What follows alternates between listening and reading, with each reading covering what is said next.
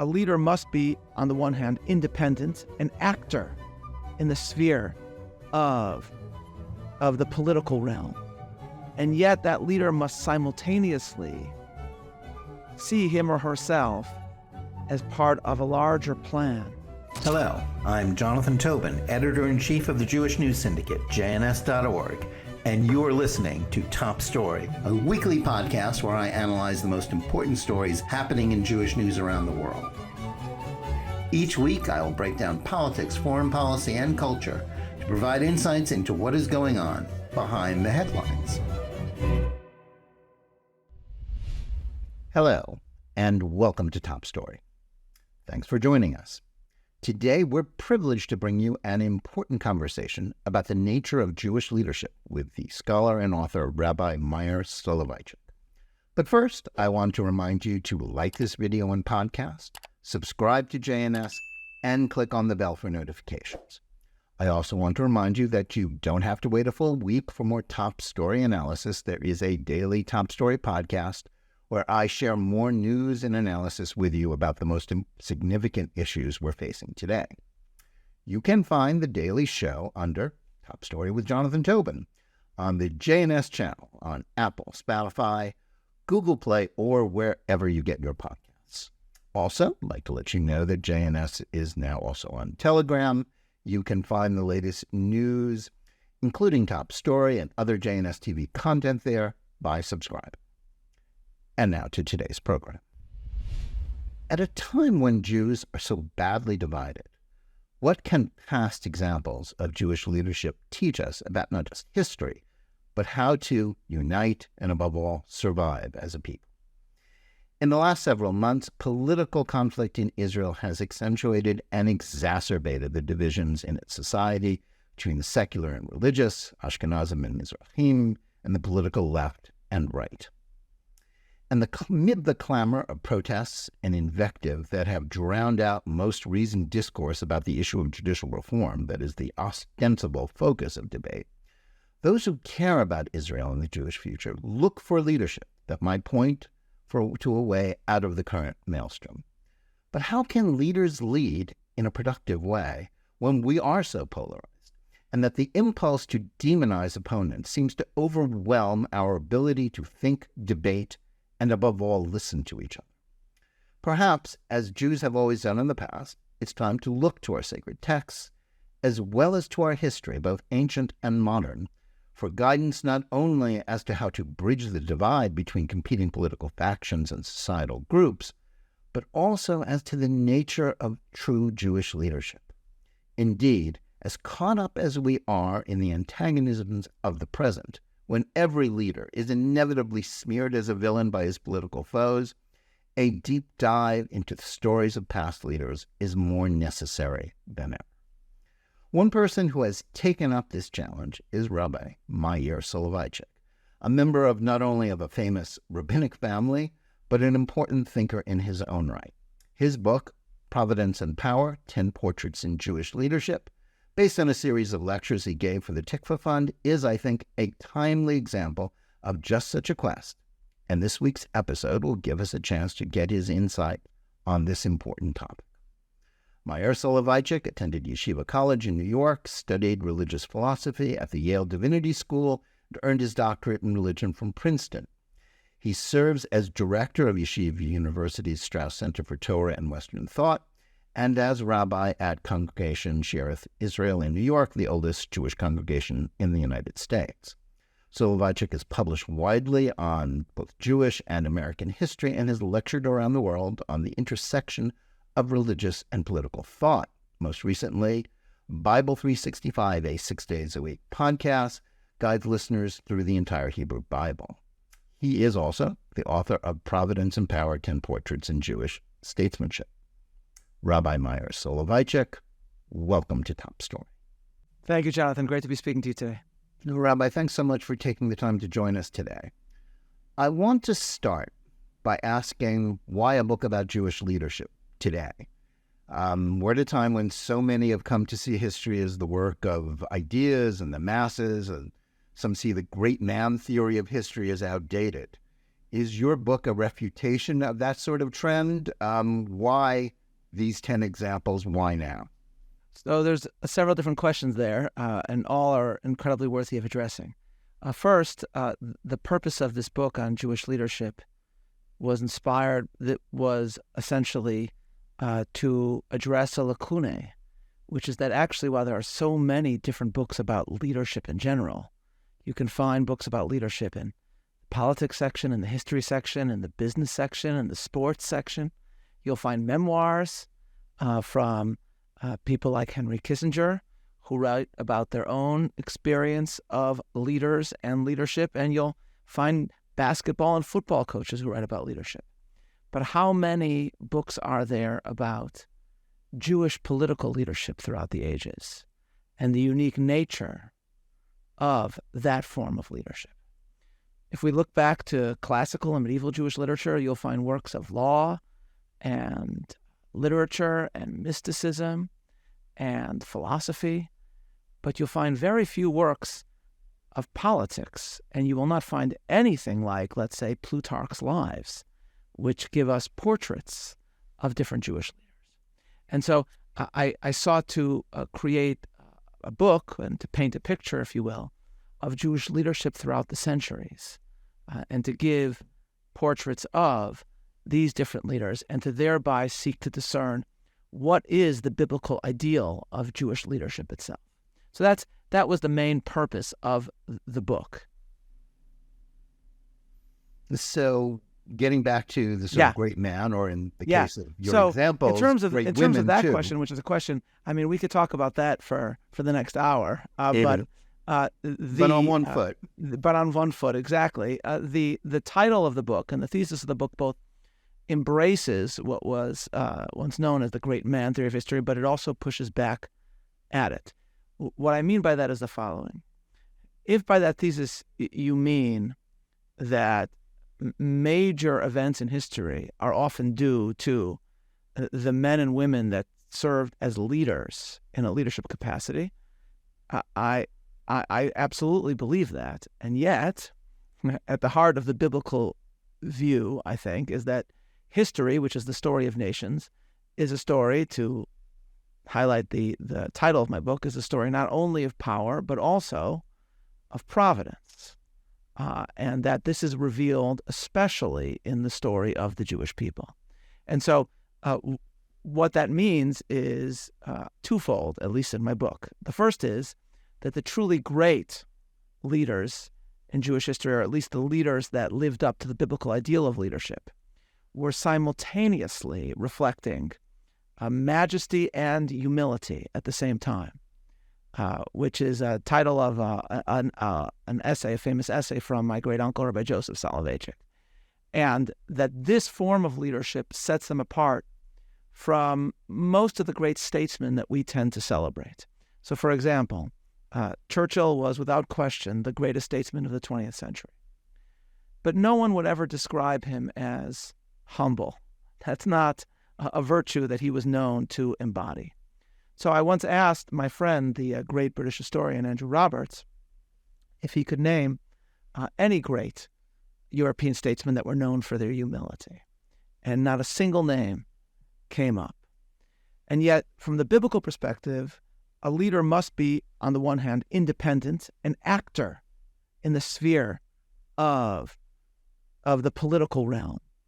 And yet that leader must simultaneously see him or herself as part of a larger plan, as part of a providential plan, as part of the unfolding story that is the miraculous tale of the Jewish people. The biblical ideal is embodied by David. David, who's simultaneously an independent actor, a brilliant military leader, one that worked within the realm of power, with an incredible strategic mind. And yet when you read the Psalms and you see his descriptions of his successes and his failures, it's not clear when he's speaking about actions that he freely took and when he's speaking about himself as part of some larger plan. The great modern version of this was Menachem Begin. So when Menachem Begin made perhaps the boldest decision of his career, which was the attack on Osirak, on the Iraqi nuclear reactor. An attack so bold and so surprising at the time that the Israeli media didn't even believe that it had happened, even when the prime minister's office told them that it had occurred. And you see his descriptions about it. He's simultaneously making the decision to do that, driven by features of his own character that were unique to him, his experience of the Holocaust, his memory of his parents and his community, and his deep desire to ensure that no nation could existentially threaten the Jewish people again. And yet, at the same time, he described the fact that all of the Israeli pilots that executed his order came back alive and well as being a sign of God's hand in history. So the title and thesis of the book, Providence and Power, both embraces what is often, or at least was described as the great man theory of history, but also pushes back against it and emphasizes the history of the Jewish people as the great example that also pushes back against it, or at least makes the case for providence in history. There are other leaders in my book that didn't necessarily embrace the notion of providence in history, but whose Jewish stories are so remarkable, so unlikely, stories like that of Herzl or Louis Brandeis, that I argue that those stories are themselves incredible examples of the providential nature of the Jewish story. So that's the more complex version of my answer to your question, Jonathan, which is I both absolutely accept that the story of history is itself a story of bold decisions made by leaders, but it's not only that. Is the story of Truman's recognition of Israel a story of a bold leader who made the decision that he did, despite the fact that he was told to do the opposite by General Marshall, the man he admired more than anyone on earth? Yes, of course, that's part of the story. But as part of the story also, the utterly unlikely situation of Harry Truman stationed in World War I in a canteen with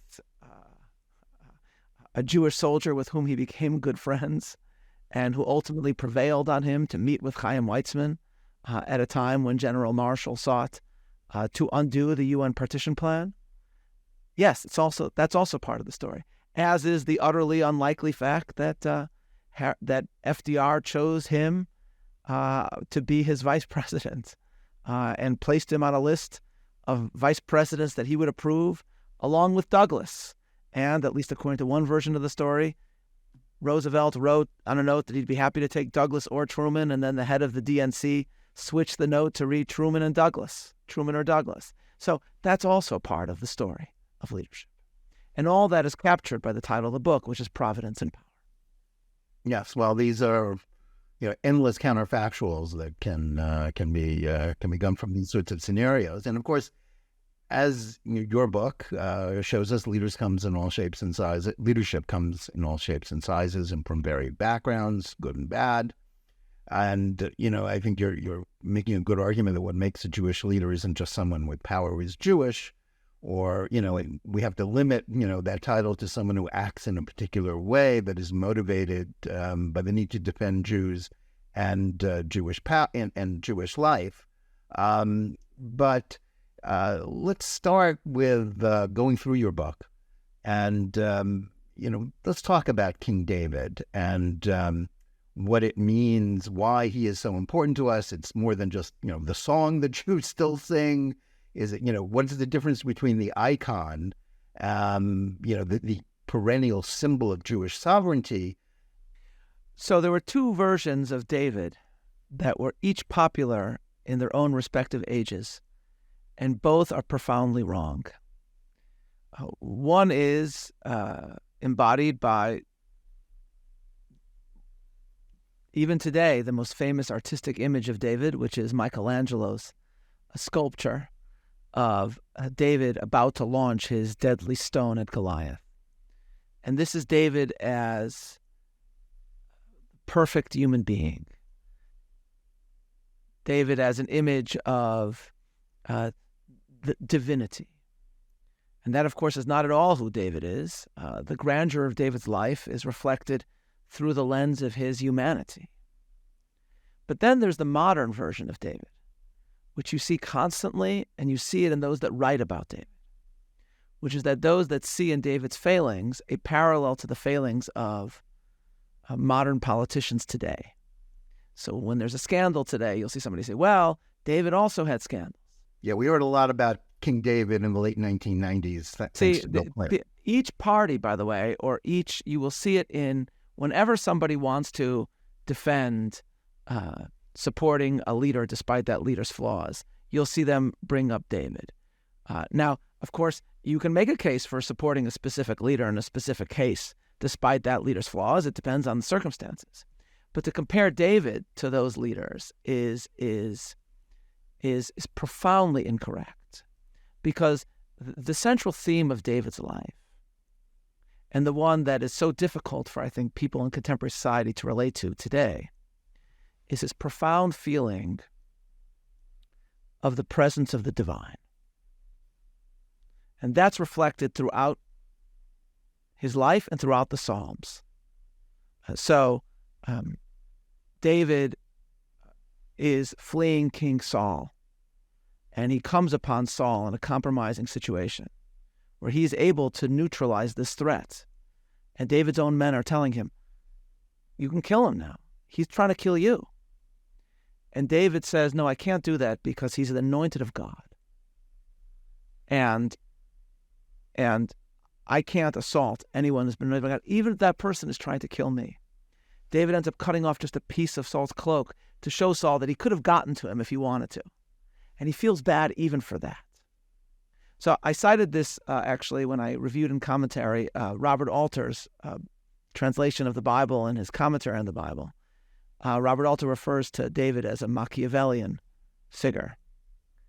And to me, there is no one less Machiavellian in all of Jewish history, because someone driven solely by a desire for power would never have acted in this situation the way David did. And similarly, when it came to David's great sin with the story of Bathsheba, the way David reacted to that was by composing a psalm, pouring out his heart before God, and emerging as the biblical archetype of repentance. My sin will always be before me. Now, you can't really imagine a politician caught in scandal today, Jonathan, writing that psalm. And so when Amos Oz supposedly said, I think it was Amos Oz, maybe it was another Israeli writer, that given David's sins, he would have thought it more likely that he would have reigned in Tel Aviv rather than Jerusalem. So, leaving aside the fact that I like Tel Aviv very much, and Tel Aviv is getting pretty religious, actually. But the fact is, to make a statement like that is to fundamentally misunderstand who David was and what was the source of his greatness. His balance of providence and power, his balance of majesty and humility. And I think it's just that notion is so foreign to us today. Even among very observant people, the overwhelming feeling of God's presence that David reflects is so hard for many to identify with that leads to a profound misunderstanding of who David was. Thomas Cahill, who wrote the book The Gifts of the Jews, argued that the Psalms are the first time in all of the literature of the world where the word I refers to the I of interiority. That when David says I, he means his inner feelings, his turmoil. And I think what Cahill said was that David was the evidence that thousands of years ago, people laughed and cried just as we do, wept and moaned and grieved just as we do, raged and rejoiced just as we do, something like that. And of course that's true. But it's also true that David involves God, and especially the God of Israel, whose love for Israel and care for Israel he's convinced of, in every act and in every emotion. God is with him when he succeeds and when he fails, when he rages and when he rejoices. And that's a model of leadership that we don't see that often. I think in the modern era we see it Not that I'm identifying the two, but we see it most reflected in the life of Menachem Begin. But we're so not used to seeing it that we put we try to create David in our own image. The one American political leader that truly reflected this interesting balance was Abraham Lincoln. All the more remarkable because he was an agnostic for much of his life. And yet, at the moment that he achieved true greatness during the Civil War, he's simultaneously taking bold action and also constantly reflecting why God is doing this to America, why so many are dying, if the cause of the Union is so just, and emerges with a political theology of leadership and of America that is so profoundly biblical that it truly captures the balance between providence and power that I'm trying to get at in my own discussion of Jewish leadership. Yeah, that's very interesting. The second inaugural is in effect which speaks of the judgment of God being visited upon America because of slavery, is in some ways a very Davidic, Islamic sort of moment. And indeed, that's what he cites. He cites David's words, the judgments of the Lord are true and righteous altogether. And I think it was the late, great British historian Paul Johnson, recently passed away, who wrote an article about Lincoln's description of America as the almost chosen people. And he writes that the second inaugural, what sets it apart is that you cannot imagine any of Lincoln's contemporaries in Europe, Garibaldi, the leaders from Napoleon's family, Palmerston. You can't imagine any of them giving that speech. And that highlights the American bond to the Bible, but as personified and embodied specifically through the greatness of Abraham Lincoln's life. Yeah, that's great. That's a really important reminder of a model of leadership. Now, in your book, you give us two examples of Jewish women who are also leaders, Queen Esther, Queen Shlomzion. More about Shlomzion in a minute, but about Esther, about whom we're reminded every Purim, you have some interesting insights, and not just as the winner, as you said, the ancient Persian edition of The Bachelor, but as an example of a key insight into the exercise of power, as well as its potential fragility, because it's rooted in dependence on non-Jewish power. Yeah. So the two queens that I discuss are, of course, very different from each other. Esther is working within the interiors of a despotic king outside the land of Israel, and Shlomzion is actually ruling in the land of Israel. But to a certain extent, like David, because we know so much about Esther, and because her story is so celebrated, in a strange way, we often place our own assumptions on her story and miss out the source of her true greatness. The way it's usually told is there's a decree against the Jews, her cousin Mordecai inspires her to action, and then she acts, and we tell the story very simply.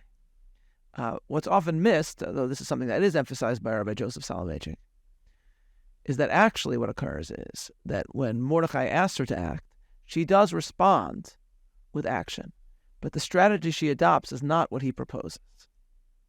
Mordecai wants her to immediately storm into the king's throne room, inform the king that she's been covering up her identity till now, and just to plead for her people. And Esther essentially understands that with a mercurial, paranoid king like Ahasuerus, that would end with her death. And that instead you have to act with cunning and guile. Because you're essentially like, if you read, I love royal biographies. It's one of my hobbies is reading royal biographies. And if you read about the palace of Henry VIII, it sounds very similar to Ahasuerus. You have a mercurial king who is always worried about threats to his power, brilliant in many ways, but also paranoid. And the different factions within the court are playing on that paranoia in their quest for power. And Esther does the same, and does so with incredible brilliance. And I do more than celebrate Esther's statesmanship and statecraft. I basically proclaim her the inventor of Jewish statesmanship in a certain sense, because in the Bible, until her period, leaders, including David, are guided by prophets. Their goal is first and foremost, their job first and foremost, is to use their gifts to execute what God has told them to do. Esther, as Rabbi Soloveitchik stressed, Esther is reigning in a terrifying period when prophecy is on the wane, when it's in the process of disappearing from Israel. And so the strategy is devised by her and her alone. And in that respect, she is the first great example of Jewish statesmanship for the era in which we find ourselves, an era in which God makes himself manifest through providence, but not through open annunciations and declarations. And I see her, therefore, as one of the, not just an important story to study today, but as one of the great exemplars, and in a certain sense, even the inventor of Jewish statecraft. Now, as famous as Esther is, Shlomzion is not well remembered by most Jews. No. What was important about her, and why should she matter for more than having a street named after her in modern Jerusalem? Though it is a great street and has many good restaurants on it, I think we should stress that, which is clearly the greatest way of honoring her political legacy, is having all these delicious kosher places to eat on Rehov Shlomzion Hamalka. So she's sufficiently honored that way, but I think she still deserves more recognition, even than that, if such a thing is if such a thing is possible to be conceived. Shlomzion lived at an enormously tumultuous time in Jewish history.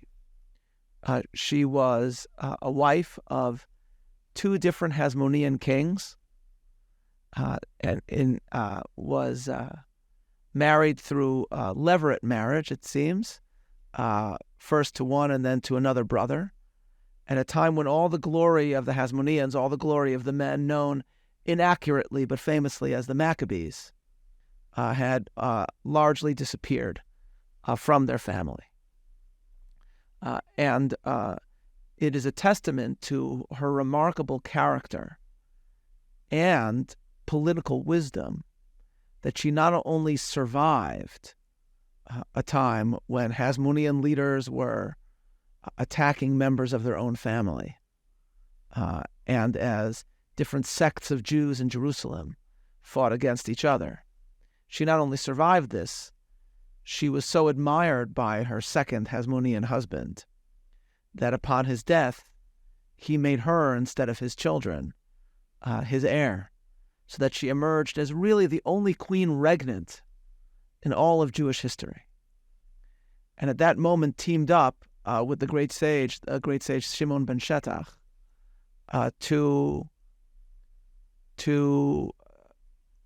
ensure the endurance and well-being of Judaism itself by safeguarding and protecting the Jewish family.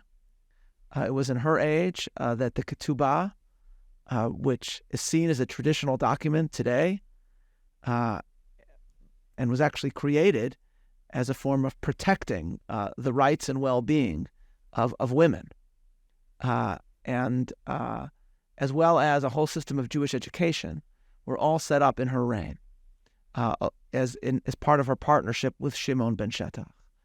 It was immediately after her reign, during the civil war between her two sons, Aristobulus and Hyrcanus, that Rome first got its claws into Jerusalem.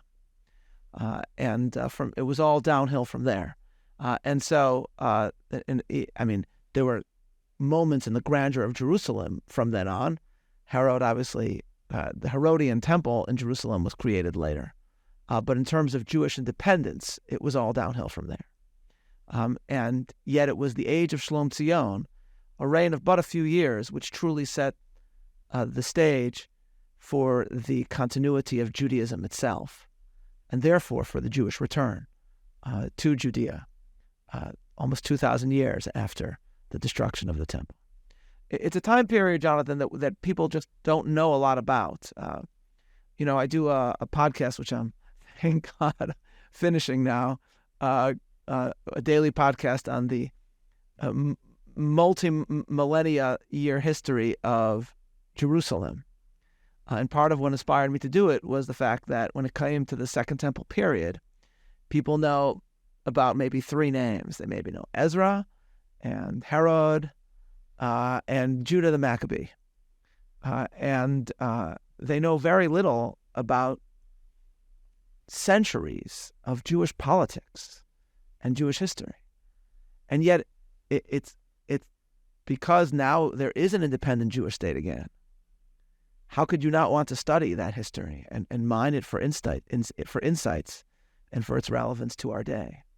And so I sought to choose the greatest Jewish leader of the Second Temple period, the greatest political leader, the greatest spiritual leader of the Second Temple period, presumably would be Ezra, but the greatest independent Jewish leader in all of the Second Temple period in its centuries may well be Shlomzion. And it's too bad that she's not well known, and she deserves greater recognition today. Now that leads directly to your next chapter, which is about one of the most important Jews in history, which is Rabbi Johanan ben Zakkai. He's essential to the survival of Judaism and the Jewish people by ensuring its continuity in the face of the Roman destruction of Judea during the Great Revolt. But he's also kind of, a figure about which some people have some ambivalence, because his decision to essentially wave the white flag in that moment might have looked different to the Jews still fighting the Romans on the ramparts of Jerusalem in the year 67. Yes. How do we reconcile our admiration of his good judgment with our feelings about the Jews who did fight to the end, which is very much part of contemporary Jewish thinking, given the fact that we still, and I think rightly, revere, the memory of the Jews who died on Masada, who were, diametrically opposed to him? So we have to ask, in answering that important question, we have to ask ourselves, what is Jerusalem, and what does it actually embody? Why is Jerusalem worth fighting for? Why is its independence so important? Why is Jewish sovereignty over Jerusalem so important? What does Jerusalem actually teach us? So it teaches us two things, and both were taught by David. The first is that Judaism is meant to embody the profound bonds of Jewish family. David conquers Jerusalem and seeks to make it his capital because it is the only city that we know of that was actually shared between two tribal territories. It was shared between Judah and Benjamin. Now, Judah was David's tribe. Saul's tribe was Benjamin. David makes it his capital after a civil war between the forces of David and the forces of Saul, emphasizing the bonds between the two. But this bond is much greater than just David and Saul, Jonathan, because the great example of Jewish familial reconciliation is in the Joseph story, where Joseph, after having been kidnapped and sold by his brothers, stands before them disguised as the vizier of Egypt and proclaims that he is going to take the youngest of Jacob's children, his full brother Benjamin, as his slave. And at that moment, Judah essentially steps in front of Benjamin, and Judah was the one who had come up with the idea of selling Joseph in the first place, steps forward and says, "Take me instead. Take me instead." And so geography reminds us of this event. The joining of Judah and Benjamin reminds us of the moment when Judah stepped forward and sacrificed himself for Benjamin, a moment so surprising and so emotionally overwhelming that Joseph could not resist forgiving his brothers. And the people of Israel became whole once again. And so the very layout of Jerusalem is meant to remind us of the bonds between Jews. That's why it's so important, as I discuss later in the book, that Menachem Begin, when fired upon while standing on the Irgun ship, the Altalena, even though the ship bore arms that Begin was convinced were necessary in the 1948 battle for Jerusalem, Begin still ordered his men not to fire back. Because as he said, Milchemet achim le'olam lo, never a war between brothers. And that if the only way to get arms to Jerusalem was for Jews to kill Jews, this was not something that he was going to embrace. The other lesson of Jerusalem is that power and Jewish independence, as important as it is not an end in itself. So David's dream was to take the city that he had captured, that he had conquered, a city that in theory was a testament to his own military brilliance, and crown it with a temple to God, to highlight the importance of providence, as it were, over power, as important as power is and was. Now, when we combine all these lessons together, we can understand the greatness of Johanan ben Zakkai. We know a lot about the rebels that held Jerusalem. And studying what occurred until then, there's no question in my mind that from a moral perspective, the rebellion against the Romans was absolutely just. And we know, from Josephus at least, that one of the members of the rabbinic leadership, Shimon ben Gamliel, was one of the leaders of the revolt. This was not just a revolt in which non-rabbis were involved. At the same time, we also know from Josephus what ended up occurring, which was that during the years of the revolt, from 66 CE to 70 CE, as the Jews fought the Romans outside Jerusalem, they fought each other within. Jew killed Jew within Jerusalem, and Jew killed Jew atop the Temple Mount itself. And then, and this is described both by the Talmud and the tale in the story of Johanan ben Zakkai and by Josephus, the factions burnt each other's food supplies. And so what Johanan ben Zakkai is doing is not saying that the fight against the Romans is not a noble cause. That's not the case he's making. The revolt against the Romans is a noble and just cause, but Jews in Jerusalem cannot hope for success against their enemies if they make an enemy of each other and they kill each other. And that's why Johanan ben Zakkai was convinced that Jerusalem would fall, because it did not deserve to be saved.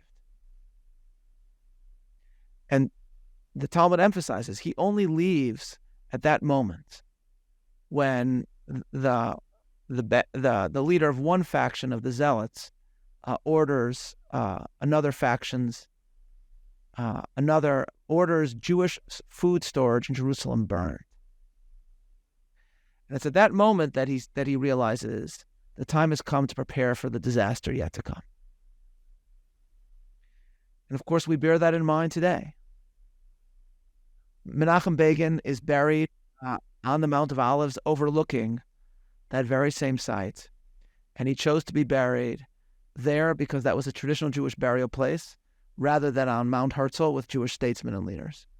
But he specifically chose to be buried next to two Jews, one Sephardic, one Ashkenazic, who died in each other's arms, whose blood was mingled one with the other, thereby linking their blood, their shared blood bond, with the Temple Mount and with Jerusalem itself. Jews can only deserve Jerusalem if they remember the teaching of Jerusalem. And that's what Johanan ben Zakkai understood. And of course, as he fled Jerusalem, he did not give up on Jerusalem, but rather encoded and enshrined into Jewish ritual the refusal to forget Jerusalem and the faith that the Jewish return to Jerusalem was a certainty, and that every generation had to prepare for it, because either it will happen in their generation or the next one must be taught, because that may be the era of the Jewish return. So it is true that some secular Zionists did not like Rabbi Yochanan ben Zakkai. Rabbi Soloveitchik reflected with great pain that when Chaim Weizmann brought the Knesset into session in Jerusalem, he celebrated Zionist leaders, but did not make mention of Rabbi Yochanan ben Zakkai. But there were great Zionist thinkers and leaders. I emphasize one who died tragically young, the great diplomat and rabbi and spokesman for Israel, Yaakov Herzog, the first cousin of Israel's. his debates with Toynbee in your book. Indeed, and for all those who are listening to this, if you have never heard the debate between Yaakov Herzog and Toynbee at a time when and the most famous historian on earth probably at that time, who described the faith of Johanan ben Zakkai as a fossilized form of nationhood. And you can go on YouTube and listen to that entire debate. And it's worth your while and it's worth your time. So there were Zionist leaders who understood that. Rabbi Soloveitchik was one. Yaakov Herzog, his father, the great first chief rabbi of the state of Israel, the first Ashkenazic chief rabbi of the state of Israel, Rabbi Isaac Herzog. So these were leaders who understood it. And now we see more and more that it is being recognized. I wrote an article and commentary called What Zionism Owes Yavne, which was the site of Yochanan Zakkai's academy. And the Israel Antiquities Authority has set up now a whole Sanhedrin trail, which traces the route of the Sanhedrin, of the judicial body preserved by Yochanan ben Zakkai, from Yavne, then took a path north to the Galilee. And today that is marked and remembered and celebrated. And it's high time. It's high time. Interesting. Now, although you serve at a synagogue which is part of the Sephardic tradition, much of American Jewry tends to be Ashkenazi-centric. But you include two figures who are essentially heroes of the Sephardic tradition in Don Isaac Abravanel and Rabbi Menashe ben Israel, Yes. the latter of whom was a 17th century proto-Zionist. Yes. What lessons, sort of briefly, because we have a lot to get through here. Sure. What lessons did they have for us? So it is absolutely correct that Abarbanel and Menashe ben Israel were two great Sephardic leaders, two great Jewish leaders. In an interesting way, their lives are mirror images of each other. Abarbanel was raised within the full Jewish tradition with the scandal of his grandfather having converted to Christianity in his past. And he saw his entire life as a series of providential acts that was leading to one moment where he stood in the throne room of Ferdinand and Isabella of Spain and pleaded with them to revoke the decree of expulsion against the Jewish people. I think he saw himself as having been set up by Providence to be a second Esther, and then he failed because they said no. And his true greatness came in what followed after that, when they offered him the world to convert and stay in Spain. And he said no, and then inspired the fortitude and faith of the Jews that left with him, going on to other incredible achievements in Jewish statesmanship, especially in the Republic of Venice. Menashe ben Israel is the opposite. He grows up officially a Christian in Portugal, but a secret Jew. Only comes to Amsterdam from Portuguese territory as a teenager and is circumcised then. But then becomes, I think we could say, the first Jewish public intellectual because he's writing books, not in Hebrew or Judeo-Spanish, for the larger world, defending what Judaism believes. And then he, on his own, decides to travel to England to lobby Cromwell when he was the Lord and Protector of England to allow Jews into England, from where they had been banned since the expulsion of the Jews from England in 1290. One of the questions that come up about the book, Jonathan, a lot is, what does statesmanship mean if you're representing a people that's stranded all over the world, that doesn't have power? How is statesmanship possible? But of course, statesmanship does not only involve working the levers of your own power. It also involves a brilliant political mind, understands the minds of other leaders, and seeks thereby, through diplomatic engagement, to achieve the benefit of one's own people. So when Benjamin Franklin comes to France to seek its involvement in the American Revolution, he's not doing that with the promise of riches from America or with the threat of American power, of course. But he has a deep understanding of the French enmity for Britain and utilizes that in order to further facilitate the success of the American Revolution. Menashe ben Israel represents a people that have no power, but he deeply understands the religious motivations of Cromwell. He has a profound understanding of the fervent of theological concepts that are running around Revolution-era England, or Civil War-era England, I guess we should say. And he utilizes that to make the case for the return of the Jews. And I think he succeeded beyond that which he thought he had achieved.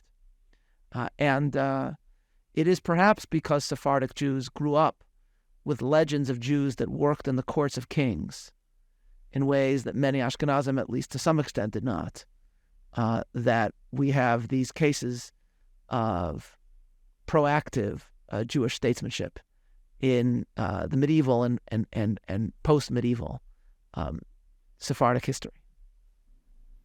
Now, in one of your chapters, you take on the man who clearly was among the most interesting of the 19th century, as well as the most famous and powerful Jew, British Prime Minister Benjamin Disraeli, but of course who actually wasn't Jewish, since his father had him baptized at the age of 12, but who spent his entire life proudly proclaiming his Jewish heritage, thereby exemplifying both the threat of assimilation and what many of us now consider a key indicator of Jewish survival, a sense of Jewish peoplehood.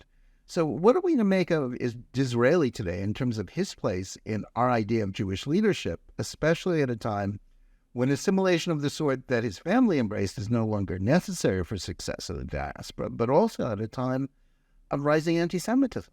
Yes, so I think Disraeli, obviously the most unlikely candidate of all of those that I write about for a book on Jewish leadership. But even as religiously, theologically, he was in a complicated situation, baptized before his bar mitzvah, supposedly described himself as the blank page between the Hebrew Bible and Christian scripture, but clearly always considered himself linked to the Jewish people, supposedly and famously responded to an anti-Semitic attack by saying, "Yes, I am a Jew." And when the right honorable gentleman's ancestors were in the wilds of the woods, mine were priests in the Temple of Solomon. Yeah, with painting their faces blue. Yes, and even more strikingly, because his father thought so little of his Jewish heritage, though his father never converted himself. Even more strikingly, Disraeli placed his Jewishness at the very center of his political persona. It's all the more striking because there's no reason to assume that would have been to his advantage in 19th century England. I think Adam Kirsch describes this as taking one's greatest political vulnerability and making it into a strength, or as he calls it, it's an act of Jew-jitsu.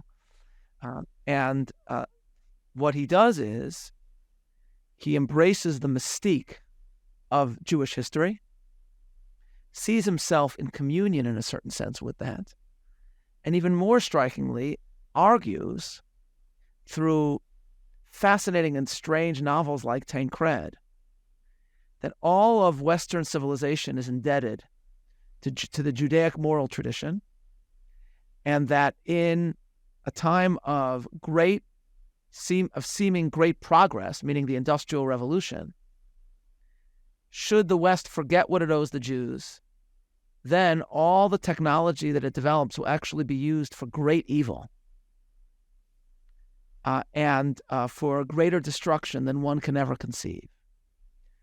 It's a haunting prediction, obviously, when one studies, a haunting prediction made in the 19th century, when one studies what occurred in Europe in the 20th century. And he sees this.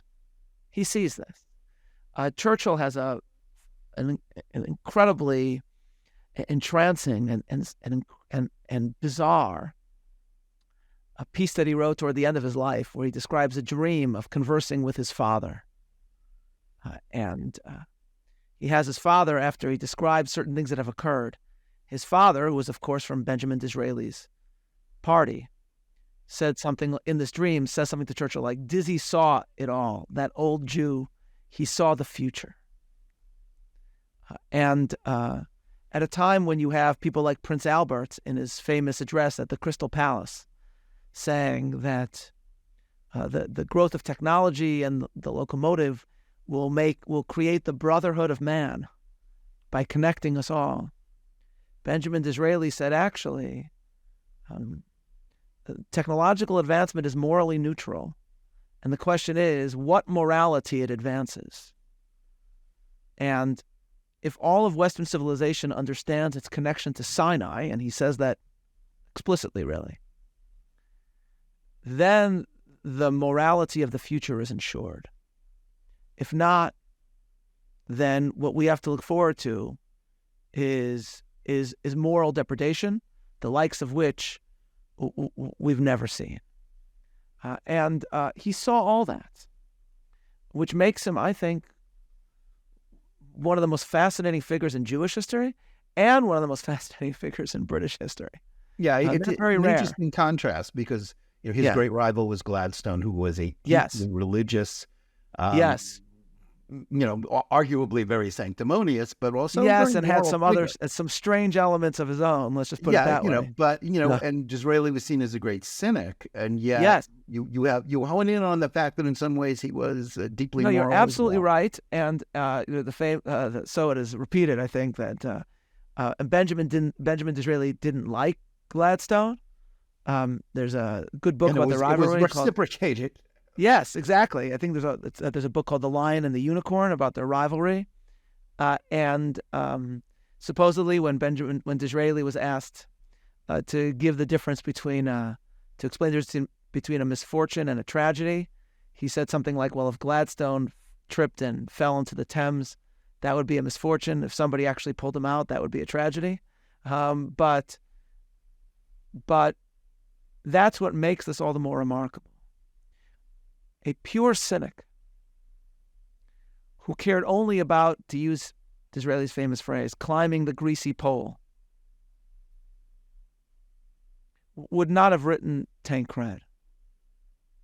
And it's not clear to me that a pure cynic, when Parliament is debating whether to allow Jews in Parliament, would have stood up in opposition to most of his party and said, you have to let the Jews in precisely because of what you owe them as Christians, because he said, where is your Christianity if not for their Judaism? That's a very bold thing to say in Parliament in the middle of the 19th century. And one more vote for the other party because when you yourself are a very young and unaccomplished member of your party, when you do not yet hold the reins of power. It's remarkable. And he continues to both mystify and entrance, not despite the complications of his life, but I think precisely because of them. The great opposite to him, a man who really could have been in this book, is Moses Montefiore, one of the great Jews of Jewish history, who was the proud, observant Jew working on behalf of the Jewish people. But in a certain sense, Moses Montefiore is an heir to Menashe ben Israel and Abarbanel. He was a proud member of the Sephardic community of England and saw himself very much in line with that. Disraeli is so much more complicated, but therefore, in a certain sense, so very interesting. Yes. Now, if Disraeli was sort of the outlier, the most sort of least obvious picks for Jewish leadership, most obvious is probably Theodore Herzl, the founder of modern Zionism, one of the most consequential figures of Jewish history. But how does he stand up as a model today, especially when Jewish intellectuals in the diaspora no longer seem to understand, or many of them anyway, the imperative of Jewish sovereignty as essential to Jewish survival? So I think the answer to that question has to come from what is the central lesson of Herzl's life. And to me, the lesson is not only the importance of Jewish leadership and of political instinct and political wisdom, though Herzl certainly does embody that, but also the role of providence in Jewish history. How do we make sense of a story like Theodore Herzl? Here you have a man, as Rick Richmond notes in a wonderful essay he wrote about Herzl, you have a man who just comes out of nowhere in the 1890s, has the political wisdom not to invent modern Zionism, because modern Zionism already existed, but to teach the Zionist movement that a genuine political structure needed to be set up for its success, and then dies a couple of years later with his eerily prescient statement from Basel. And in Basel, I created the Jewish state. Perhaps in 5 years, perhaps in 50 years, everyone will see it. Writing that basically 50 years before the UN partition plan passed. What are we to take from this story? And I think what we have to take is the lesson that he himself didn't know originally, but which I think he began to intuit as his own remarkable life went on. Theodore Herzl sought originally the normalization of the Jewish people. If you read The Jewish State, which he wrote, it's simultaneously the most prescient work in Jewish history. The most prescient work in modern Jewish history, but it's also, by another standard, not prescient at all. His description of what can be achieved in terms of Jewish statehood came true beyond what he even considered, because, he wrote there that Jews will never resurrect Hebrew as a modern spoken language because it's too impossible to even believe that someone will ever buy a train ticket in Hebrew, as he wrote in The Jewish State. On the other hand, he said that, I believe I have studied anti-Semitism. I believe I understand it. And he essentially argues that if the Jews return, or if the Jews create a state, then Jews will be normalized and anti-Semitism will end. He saw anti-Semitism not for what it really is, at least in my view, which is at its core an assault on Jewish chosenness. He saw it as linked to Jewish statelessness. He sought the normalization of the Jewish people, and in the end, he achieved the exact opposite of that. So I quote Yaakov Herzog in a wonderful celebration of Herzl, who describes the difference between Herzl himself and those that rally to his call. Or as he put it, and I'll quote from him, Herzl arrived at the concept of political Zionism in an attempt to find a rational solution to the dilemma of Jewish survival as it appeared to him in Europe. And then he adds, he spoke and wrote of the Jewish people attaining a normal status among the nations of the world. But for the masses who were gripped by his message and acknowledged his leadership, the goal was not normalcy. It was redemption. That indefinable feeling and urge that had remained inviolate in their innermost souls down the ages. He says Herzl spoke, he writes, in terms of conventional political parlance. They answered him in terms of immortal prophecy, undying faith, and historic destiny. So, if you read the Jewish state today, Herzl says, look, assimilation doesn't work. Intermarriage doesn't work. It's not going to work in Europe. A person who only cares about ending anti-Semitism could say, look, intermarriage in America has not had the reaction in Europe that it had.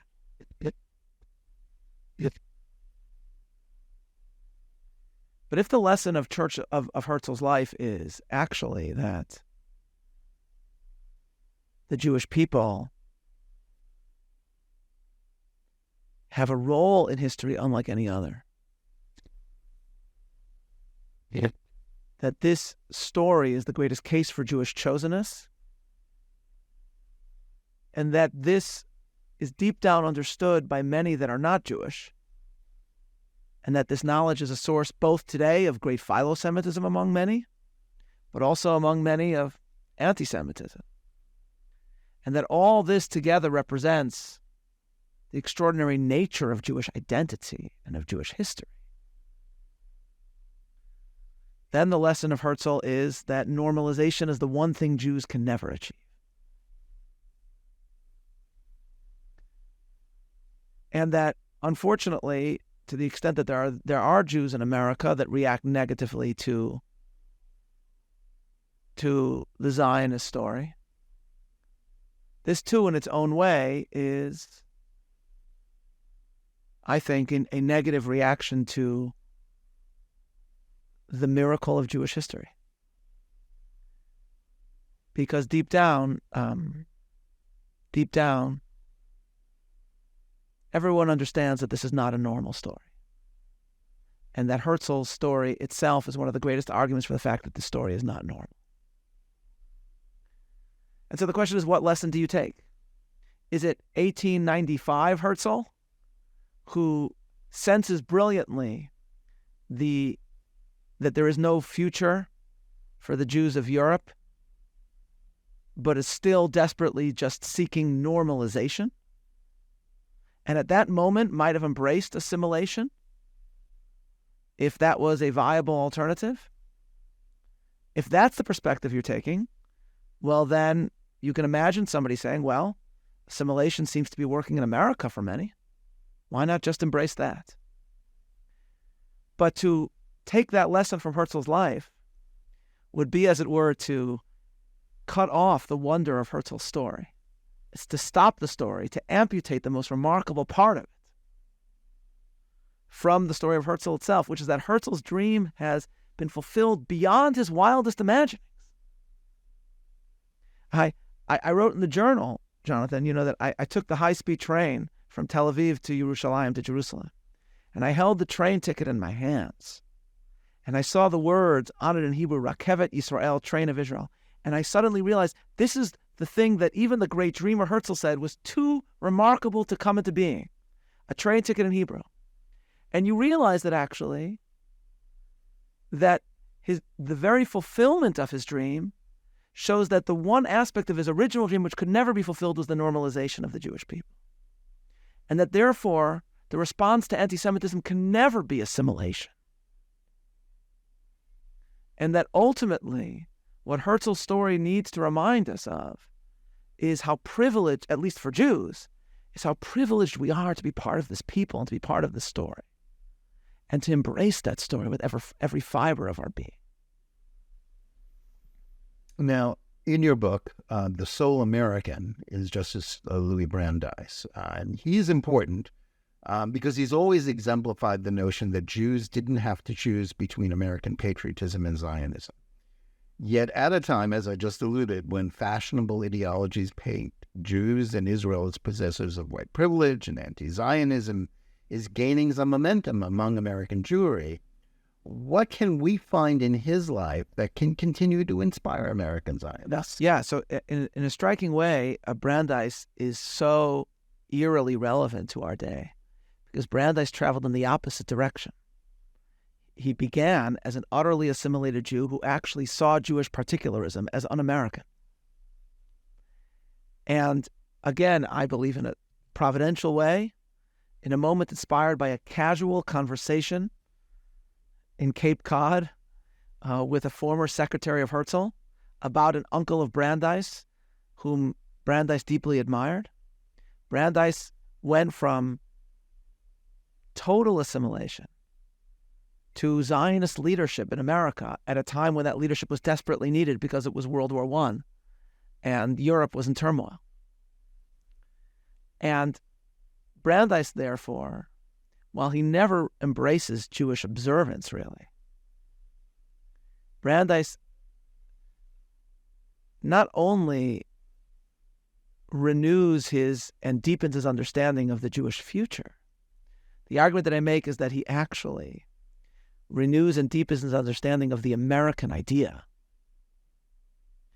and of how from its very beginning, as exemplified in the story of earlier American Jews, America, in contrast to, say, revolutionary France, never demanded that Jews or members of any other minority religious group drop the particularistic aspects of their lives in becoming fully American. And he came to understand how truly being an American leader can actually inspire one to seek the rise of, to seek and to advance and to help with the rise of free peoples everywhere. And that journey in his own life is also, if you read about not only his earlier life, but as his biographer, Meliorowski notes, speeches that he himself gave right before embracing Zionism is so unlikely that I think it is providential, but it speaks so profoundly to the debates among American Jewry today. And that's why it needs to be rediscovered. Yeah. Now, your last two examples are the two most revered prime ministers in Israeli history, David Ben-Gurion and Menachem Begin, both important, and also two men who were very much at odds with each other in their positions as well as in their approach to Jewish tradition, which, in Begin, you've already referenced that. Now, at a time when Israel seems to be in the midst of a culture war between secular liberals and the traditional religious and nationalists, what can we learn from them that in particular can help Jews find some common ground, despite the fact that in many ways their conflict exemplified and in some ways even presaged the dangers of division today? Yeah. So in a certain sense, of course, some of the debate going on in Israel today is linked to those original debates. To some extent, you can trace it all the way back to the original debates of 48, but certainly in the debates that are linked to the Mahapach, the overturning or upheaval, the 1977 victory of Begin that really set the stage for the rise politically of the Israeli right. At the same time, there's a reason why Menachem Begin is so missed today by so many, which you would never have predicted at the time that he retired in 1983, a broken and despondent man, his wife having just died, the love of his life. And with the war in Lebanon not having ended not having ended in a way that he was hoping. And the reason I think why he's so missed is because he, in contrast to Ben-Gurion, as I argue in the book, embodied Ahavat Yisrael, love of a fellow Jew. Ben-Gurion's greatness, which I describe in the book, is fueled by his love of the land of Israel, which was deeply connected to his fierce, though complicated, love of the Bible. Complicated because of his own theological views, but still a love of the Bible he definitely had. But what he didn't have was, as at least as I grew up to pronounce it originally, Avas Yisrael, just love of a fellow Jew. He had, I think we could safely say, deep hatred for some of his political rivals. And including Begin, clearly. And especially Begin. Well, he never mentioned even by name when they were debating. By name would call him the man sitting next to that Chaver Knesset. And linked, of course, to his hatred for Jabotinsky. Because in perhaps the greatest act of pettiness in Israeli history, more profoundly petty from a man of such great achievements, Ben-Gurion refused to facilitate the bringing of Zev Jabotinsky's body for burial to the Holy Land, so that Jabotinsky's followers had to wait from 1948 to the 1960s when Levi Eshkol became prime minister. I mean, with Ben-Gurion infamously saying, Israel doesn't need dead Jews; it needs live Jews. I mean, such truly terrible thing to say, and just horrible, but especially from someone of such great achievements. And who also knew Jabotinsky and, had some... Knew Jabotinsky, yes, but the man is dead, Jonathan. Yeah. It's not going to... Whatever purported threat you see from him. Yeah, and they were two men who at one point almost reconciled and had a lot in common, certainly more in common with Jabotinsky than he had with Begin. Which to my mind makes it all the more upsetting, actually. And then, of course, in the 1960s, Jonathan, when Ben-Gurion's ire was turned on Levi Eshkol instead, Ben-Gurion had a reconciliation with Begin and sent him a remarkable letter where he says to him that my wife Paula has always been an admirer of yours, and she's so glad that we've had this reconciliation. And then he says something like, if only it had happened some years ago, history could have been very different. Well, that's certainly true. That's certainly true. But what we learn from Begin is love of the Jewish people. We describe where he chose to be buried, and we mention the Altalena. And what's upsetting to me, especially in the current debate, is the willingness of those who feel strongly about the issue being debated to demonize, in broad strokes, the electorate that voted for the other side. Begin's most famous political speech, and I hope to write something about this at one point soon, maybe out before we post this conversation, maybe not. There's a very famous speech that Begin gave in the 1981 election, where a speaker that had been speaking, a celebrity that had spoken on behalf of Begin's rival, Shimon Peres, used an ethnic slur against Likud voters. And Begin told the story I referenced of the two Jews who died in each other's arms, famously saying, Ashkenazi, Iraqi, Yehudim, Giborim, Achim. One was Ashkenazi, one was from Jews from Iraq. They were brothers. The Jews that he knew were Sephardic, Ashkenazic, he was saying, but he knew them as fighters, brothers. And whatever one's views are about a specific political issue, I see, without getting into specifics of individuals, I see people sometimes in situations of one who has written eloquently about Begin and Begin's legacy,